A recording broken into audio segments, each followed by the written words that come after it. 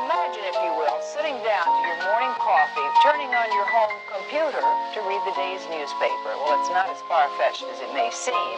In fact, both local San Francisco papers are investing a lot of money to try and get a service just like that started. Science editor Steve Newman reports on one person already using the brand new system.